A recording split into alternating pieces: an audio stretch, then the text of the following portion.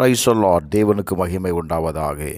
ஆண்டவரும் இரட்சகருமாய் இருக்கிற இயேசு கிறிஸ்துவின் இணையற்ற நாமத்தினாலே இந்த கால வேளையில் உங்கள் யாவரையும் நான் வாழ்த்துகிறேன். இந்த நாளுக்கான தேவனுடைய வார்த்தை சங்கீதம் 107 அதிகாரம் 29 கொந்தளிப்பை அமர்த்துகிறார், அதன் அலைகள் அடங்குகின்றது. என கண்பானவர்களே, கர்த்தருடைய வார்த்தையை கவனியுங்கள். கொந்தளிப்பை அமர்த்துகிறார். மத்தேயு எழுதின சுவிசேஷம் 8 அதிகாரம் 26 வாசிப்பீர்களே ஆனால், அதற்கு அவர், அற்ப விசுவாசிகளே, ஏன் பயப்படுகிறீர்கள் என்று சொல்லி, எழுந்து காற்றையும் கடலையும் அதட்டினார். உடனே மிகுந்த அமைதல் உண்டாயிற்று. சீசர்கள் பயணிக்கிறார்கள். பயணித்து கொண்டிருக்கும் பொழுது கடலில் ஒரு பெருங்காற்று உண்டாகி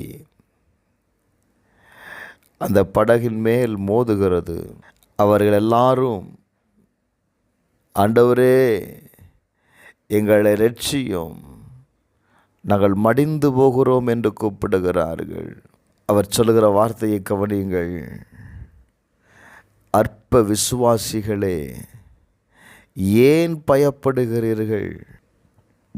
அநேக நேரத்தில் நம்முடைய வாழ்க்கையில் வீசப்படுகிற காற்று, மோதுகிற காற்று நம்மை பயமுறுத்துகிறதல்லவா? ஐயோ, யார் என்னை காப்பாற்றுவா? இந்த சூழ்நிலையை நான் எப்படி மேற்கொள்ளுவேன்? யார் எனக்கு இந்த நிலையில் உதவி செய்வா? பல வார்த்தைகளை நாம் பேசுகிறது உண்டு. என கண்பானவர்களே, இயேசுவும் அந்த படகில் தான் இருக்கிறார். ஆனால் அவர்களால் என்ன செய்ய முடியலை. மோதின காற்று அவர்களை பயமுறுத்தினது. Thank you Lord. நம்முடைய வாழ்க்கையிலும் கூட நாம் ஒரு பக்கம் ஜெபிக்கிறோம், பிரச்சனைகள் நீங்கும்படி ஜெபிக்கிறோம். ஆனாலும் இந்த சூழ்நிலை பாருங்க, நம்மை தேவனை நம்ப விடாம அது என்ன செய்யும்? நம்மளை வேதனைக்கு உட்படுத்தும். ஆண்டவர் சொல்லுகிறார், நீங்கள் ஏன் பயப்படுகிறீங்க? அவர் எழுந்து காற்றையும் கடலையும் ஒரே ஒரு வார்த்தை தான் சொன்னார், இறையாதே என்ற உடனே அங்கே அமைதல் உண்டாயிற்றுங்க. இந்த கால வேளையில் நீங்கள் எப்படிப்பட்ட சூழ்நிலையில் இருந்தாலும், உங்களுக்குள் இருக்கிற இயேசு ஒரு வார்த்தை சொல்லும் பொழுது அந்த பிரச்சனைக்கு ஒரு முடிவு உண்டாகுகிறது. ஏங்க,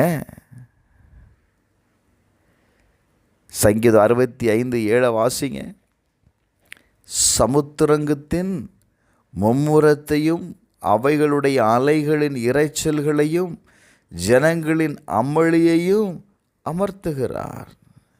உங்கள் வாழ்க்கையில் மோதுகிற எல்லா சூழ்நிலைகளை விட, பிரச்சனைகளை விட, நீங்கள் சந்திக்கிற போராட்டங்களை விட தேவன் பெரியவர் என்பதை மறந்து போகாதீங்க. கர்த்தர் மேலே நம்பிக்கையாக இருங்க, அவரிடத்தில் விசுவாசமாக இருங்க. கட்டாயம் கர்த்தர் அற்புதத்தை செய்வார். செபிப்போமா? பரலோக பிதாவே, இந்த கால வேளைக்காக உமக்கு நன்றி செலுத்துகிறோம்ப்பா. எங்களை பயமுறுத்துகிற எந்த காரியமாக இருந்தாலும் சரி, அவைகளுக்கு இன்றைக்கு ஒரு முடிவு உண்டாகட்டும். இயேசுவின் நாமத்தினால எங்கள் வாழ்க்கை முன்னாக போக முடியாதபடி எங்கள் மேலே மோதுகிற எல்லா சத்துருடைய வல்லமைகளையும் இயேசுவின் நாமத்தினாலே நாங்கள் அழிக்கிறோம். இயேசப்பா, நீங்கள் அற்புதத்தை செய்யுங்க. இயேசுவின் நாமத்தில் ஜெபிக்கிறேன் பிதாவே, ஆமென்.